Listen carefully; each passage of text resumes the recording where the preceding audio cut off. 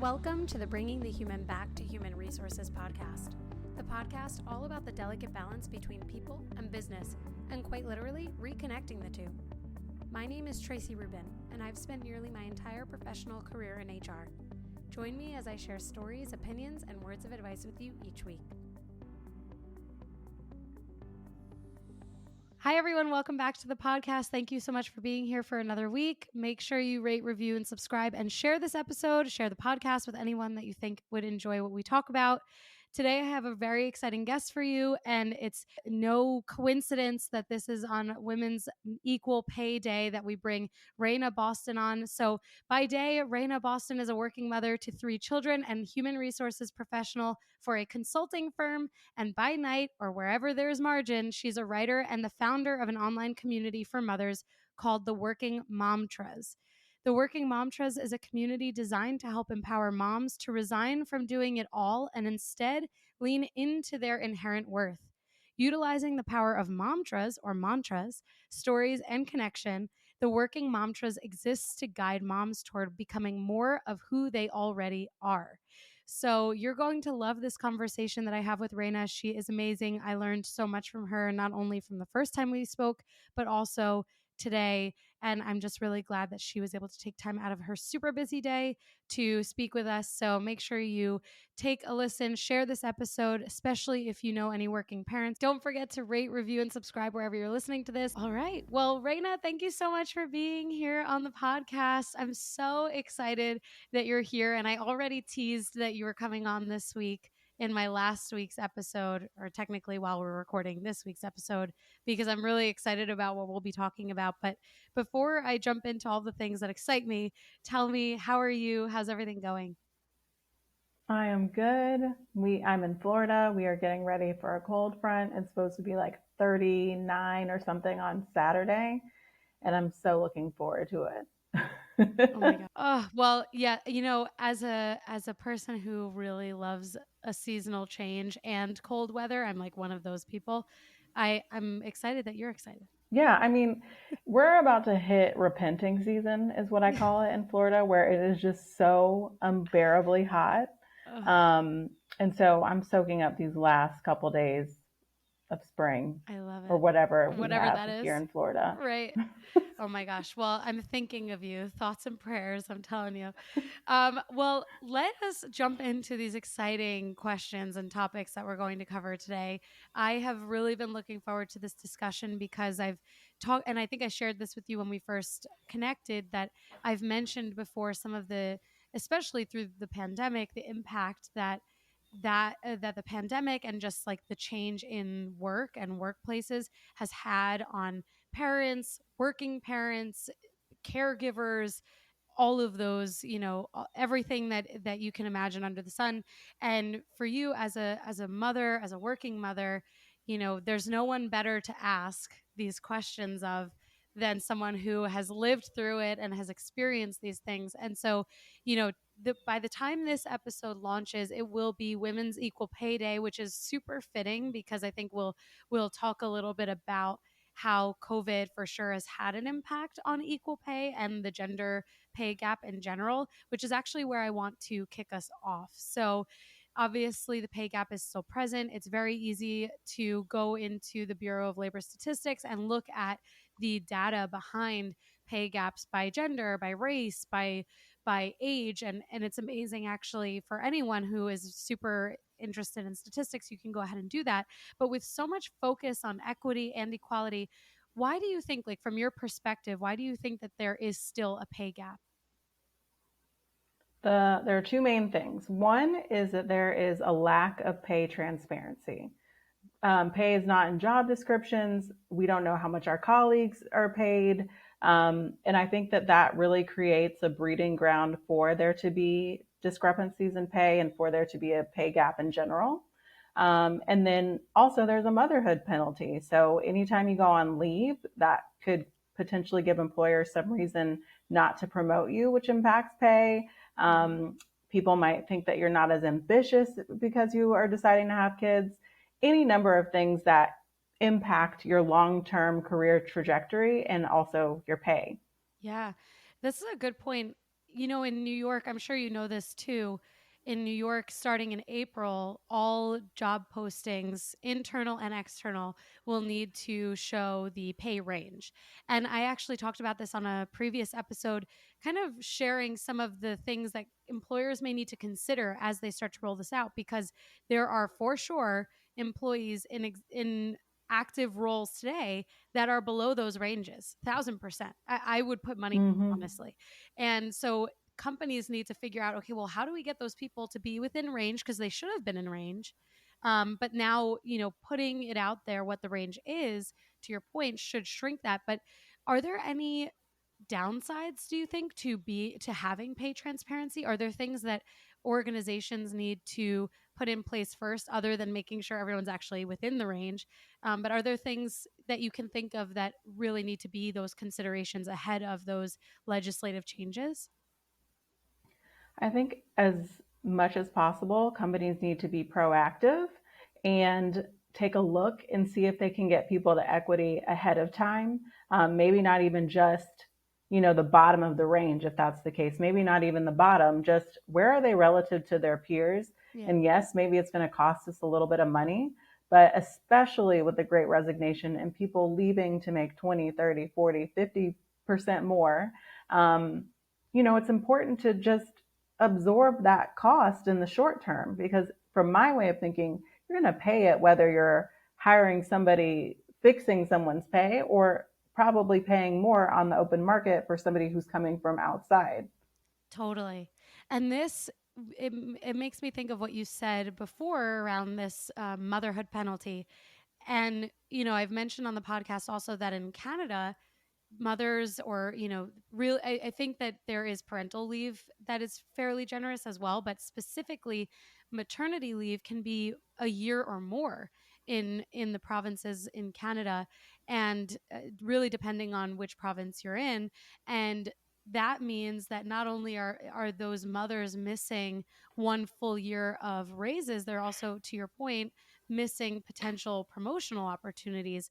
So when I think about your efforts in really like focusing on equity, focusing on these challenges that businesses need to consider, what are some things that companies can do that minimize this penalty and take into consideration that working mothers who are just as ambitious as non-working mothers or fathers, caregivers, etc., to ensure that they are not missing those opportunities, or at least are like, is there a making whole process when they come back?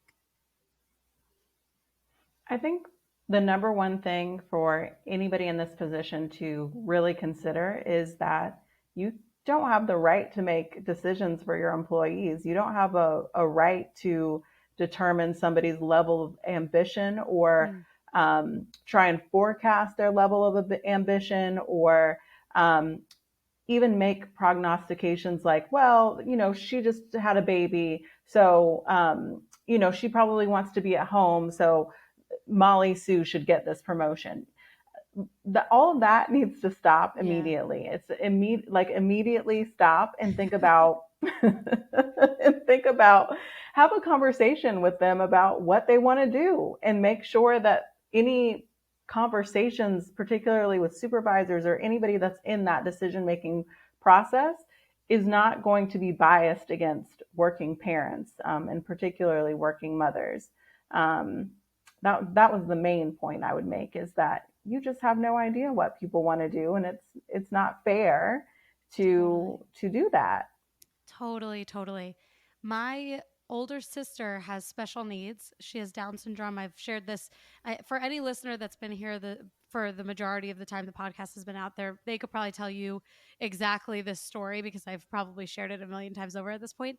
But I think about so often how caregivers, especially caregivers of children that have special needs, but also caregivers of parents, are in this gap of being underrepresented, I think, sometimes when it comes to those decisions. For example, when I think about different benefits, different options, different opportunities for leave, I have, between my sister and my mom's experience having to work while raising three children, but also a child with special needs, and then I think of friends who have children with special needs as well. there is such a different challenge in returning to work, but also working in general. And so, you saying that we can't, as businesses, assume what's right for one person, this actually makes me think about how I have a very close friend who has a child with special needs, and she's like, "Get me out of the house. I need a break. This is the break that I get when he's in school or when he, goes to a program. Like, even if I have to work remotely, I need that break. I need to have time for myself." And I think, to like, the with the example that you provided, so often there's this assumption that the working parent wants to be at home, and it's like, well, I mean, maybe, but how do you know that unless you're having the conversation? And to segue into the next question that I have for you, I want to share with the listeners something that really stuck with me from our first conversation, which was that you said the key is to find companies that treat parents well. And it just opened up the floodgates for me with all of these ideas and thoughts about how people can do that, because whether we're ready to have children today, or if we're even able to have children, there is still a sentiment there that companies that treat parents well are inevitably going to treat you, whether you're a parent or not, treat you well as well, because there's an expression there of understanding that there's way more to life than what we're doing at work. So how can, I guess this is a two-pronged question, how can people find companies that treat parents well? And two, if someone is working for a company that doesn't treat parents so well but really likes where they work, how can they influence those companies to treat parents better? Those are really good questions. So I'll start with your first one. The first answer I would provide is just to take a look at what is the company's paid leave policies. If they do not offer paid leave in the year 2022, there is a problem. I personally think that that is not progressive. And especially in this job market, companies need to be progressive. They need to be forward thinking. They need to be thinking about how to retain talent. And it's by having policies like that that show, hey, we're committed to you. We know that you need to take this time off. That time off to start a family or continue growing your family should not come at a financial penalty. Um, I think that's very important. The other thing that you can do is take a look at those lists. And I think Parents has one, Fortune magazine, some other organizations, they list the best companies for parents. And, Oh, all of them will have paid leave as a benefit. yeah. Um, but that's important as well. And I would say, even before, you know, even if you're not a parent, how do they treat their employees? Do they have mental health days? Do they have a sick time policy? Do they have a bereavement policy? How do they treat people like people that have lives outside of work? There are resources like Paid Leave US, like they have proposals, the cost benefit analysis of offering leave. There are different things that you can utilize and tools that you can use to help present the best possible case for why we should be offering paid leave, or why we should add this or that to our services, or our benefits package. Did that answer your question? Yeah. Thank you. I think, You're welcome. it's so wonderful to see how the HR function or the people operations function can really play a huge role in progressing businesses and expanding the offerings. I think I guess gone are the days where we sit by and watch other decision makers tell us what to execute on. I think this is where, I Mm-hmm. challenge everyone consistently throughout the podcast episodes to really challenge the status quo and go beyond what feels like the norm. And that's where, not only we can come into our own and really figure out what our passions are, because the things that we challenge are often the things that we really care about, but then also you can, there's no need to see our jobs as disposable if there's an opportunity for us to really impact the organization. Like, I think about so often how people are like, I don't they I don't like that my company doesn't do X, Y, or Z, and so I think I'm just going to look for something else. But I just wonder in those moments, like, have you tried to improve not only your experience, but the experience of others? And it's not to say that we all carry the weight of the world on our shoulders, because everyone plays a role how organizations operate and the culture of those organizations. But I can only imagine the magic that would happen if each person saw the opportunities in front of them to make those concerted efforts to improve the lives of the people around them, including themselves, you know? I think that's right. I think the other thing to consider, especially with, we live in a large nation and every state is different, like how they treat their workers. In Yeah. some states, I think a lot of people are really intimidated by, presenting something and being vulnerable and saying, like, hey, it would really make a difference to me if we had a paid leave policy in place. Yeah. Or, if we expanded our bereavement policy to include miscarriages. Yeah. That takes some vulnerability. And in certain states, people can feel like their job is on the line or feel like they're being ungrateful. And I think it's hard to advocate for yourself. And I think to your point about the influence that human capital or HR people ops can have is that they can really advocate for the people. And there's a Mm-hmm. real business decision for that, right? You want to retain people. You want to be able to get to know your people so you can see where they would be great in the organization and how they can progress and move the organization forward. But in order to do that, we really have to start treating people like people outside of work and like people that have, interest and dreams and families and all of these other things. Like, how can we create space for that and encourage and applaud and allow for that in the workplace? You said it perfectly. And it actually made me think about how when people are going on these interviews and they're looking for companies that represent the values that they align with or that they want, out of their next company, ask those questions like, what are your paid leave options? What do you do to support parents in your workforce? And even, I mean, I still think even if this is something that you're unable to do slash not in the position to pursue today in terms of like having a family or starting a family, because not everyone is going to be able to or be in a position to have a family. But I do think, we've come around to this already a couple times, that organizations that have these really thoughtful built out policies for parents, caregivers, etc., that they are going to intrinsically treat their employees better because they have this people centric approach, not only to their policies, but to their culture, because it comes from somewhere. I mean, obviously, policies are so top down in some ways and also HR specific. But if a company is already going beyond the scope of what a state offers, then that shows you that there's way more to life at that workplace than just work. So I love that. 100%. I love that. 100%. We're going to have to broadcast this from every satellite in the world. Do you hear us, businesses? Like, your paid leave options show people how you treat people, period.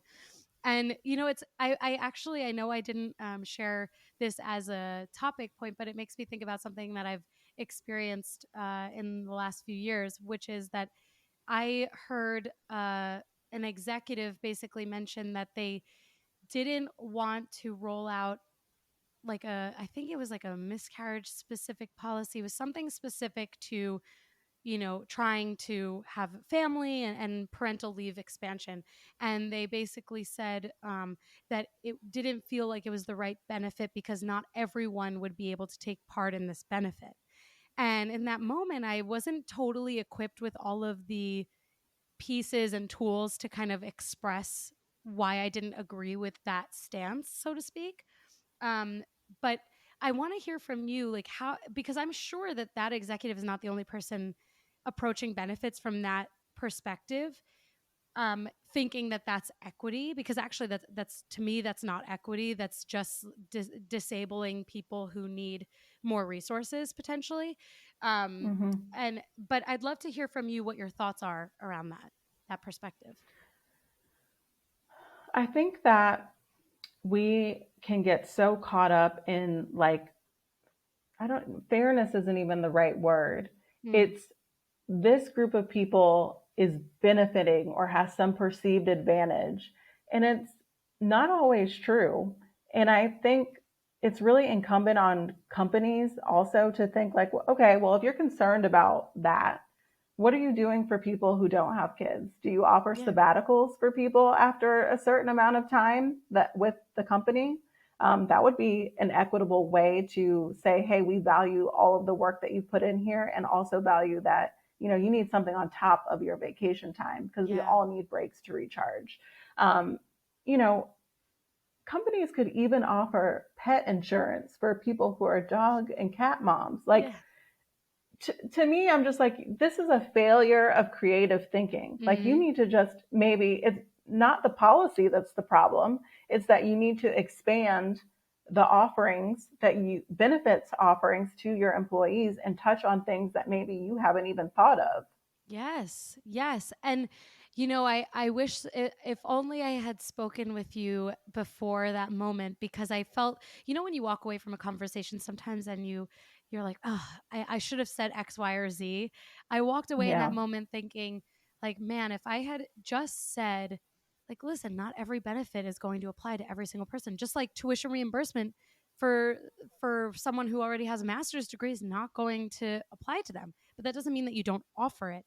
And I agree with you that it is a lapse in creative thinking, and also potentially a little bit of a lapse in critical thinking, because inherently there are going to be benefits that don't apply to some groups of people, but as long as there are benefit offerings that are more comprehensive for everyone, then I think that is intrinsic in solving for a problem that actually probably doesn't exist. And to your point on really like making things not too fair, but just like thinking about this in the wrong way, I I think that companies that are focused so much on um, making everything balanced, and what if we do this, then what about that, and not keeping it simple to, well, this group of people may just need more resources for this specific moment in their lives. Like, that's okay. That no one's I can't imagine that someone is going to say there shouldn't be miscarriage benefits. Like, why would someone say that? Why would someone I say that? know. So it's like, you're doing too much. Just keep it simple and offer the things that make sense that you can do. You're doing too much and not enough at the same time. Like, that's amazing, honestly. Teach me more. These are the things that keep me up at night, okay? This is what I'm trying to say.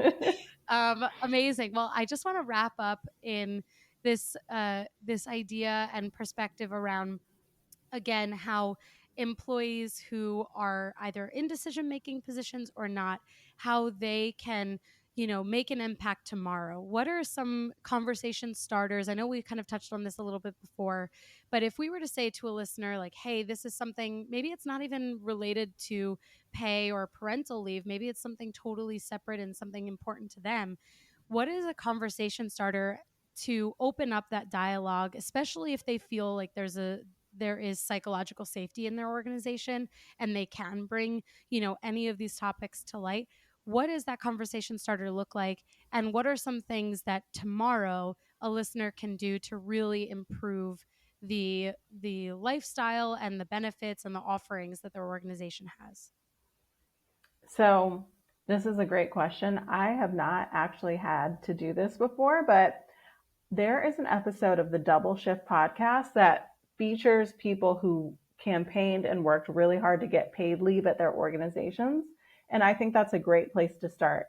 First of all, there's strength in numbers. So if it's not just you, and you can show that there's a few people who feel strongly about it, and talk about the business case and why that is. And also, I think to your point about, like, well, paid leave can often focus on parents, but like what we don't talk about is, not only do parents need leave, but people often take time off for themselves. Like, if they are Mm, having a health condition or issue and they need that time. Um, but also, you could have caregiver leave to take care of, we already know that we're going to have sick kids. We're going to yeah. perhaps have parents that are ill, and or a spouse, and you need to be able to jump in and do that and not worry about your job and getting paid at the same time. Yeah. So really expanding that leave to not just parents, but also caregivers, and making sure it's equitable if you're thinking about parental leave. Um, you know, Paternity leave. So, like, a policy that includes both birthing and non birthing people. Yeah. But to get back to your question, really just have strength in numbers, I would say. And then if you have the relationship with your human resources person, whatever that looks like, to just be able to say, here's the business case for this. Here's why I think that we should have this. And there is an impact to the bottom line. And it's not just the cost of the benefit, it is how many more people are we going to retain with these kinds of Right. policies who develop a sense of loyalty to the organization because they felt like they were valued as human beings first and not a widget. Yeah. Yeah, like don't make me just a widget, please. That would deflate me. No, this is so much food for thought, and I really appreciate what you're saying, and I think that the listeners will really resonate with this too, because so many listeners are really starting their HR careers off, and I think that if you can, any listener, whether you've been in your role for 10 years or not, or just like 5 months, if you can start this habit of really like building a case behind things and understanding the qualitative and the quantitative, you are going to get so far so fast. Because I think, and I'm sure that you experience this too, especially considering the role and the company that you work for, that when you have the data to back up your perspective and the perspective of others, whether it's surveys or research that you've done through other products or companies, like that data helps to tell your story, and it helps you when it comes down to the business case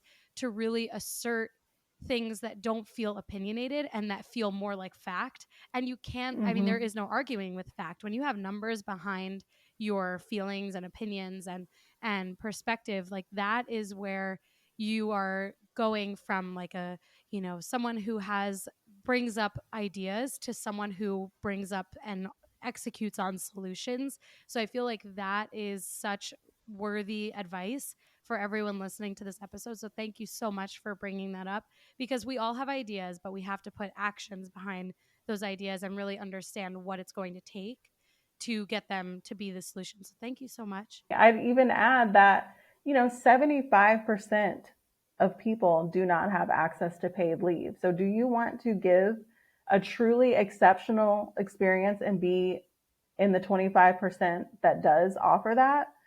Or do you just want to be like everybody else? What is distinguishing you if you just want to be like the 75% that get nothing or offer nothing to their Oh my God. employees? I just got the chills from that legitimately. That's amazing. Like, don't be the 75%, be the 25% of companies that make the experience amazing. I did not know Yeah. that statistic. Wow. Yeah, See? it's something like 75% of people do not have any access to Wow. paid leave. Wow. I couldn't imagine. I don't know how, I just couldn't imagine. There's so many things we know life throws you curveballs whenever it decides. And to then have to deal with that on top of figuring out where your income and how you're going to, where your income comes from and how you're going to pay your bills, that's a whole other ball game. So I hope for everyone's sake we can all work for that 25% of organizations, or at least start to make the 25% the 75. Make those the Right. make it so that 75% of people have access to paid leave through their That's companies. right. I Yes. love it. I love it. Well, Raena, thank you so much for joining me today and for offering all of your wisdom. I mean, I obviously learned a lot. I just you've awoken my spirit to the understanding and realizations of like the work that has to go into advancing and elevating these options and offerings for employees. And if the government's not going to do it, then the businesses have to. So, let's rally and get it together. I love that. So thank you so much. I would love to give you the floor to let everyone know where everyone can connect with you and learn more about what you do. Sure. So I am on Instagram primarily. On my handle is the Working Momtras. So Momtra, kind of like mantra. And I primarily talk about working mom issues. I talk about politics. I talk about all of those things that impact how we parent and how we work and parent. And I also have a website, which is just theworkingmomtras.com. Amazing. And I will link all of that so it's super easy for all of the listeners to just click and connect. So thank you so much. Thank you. I'm so honored to be here.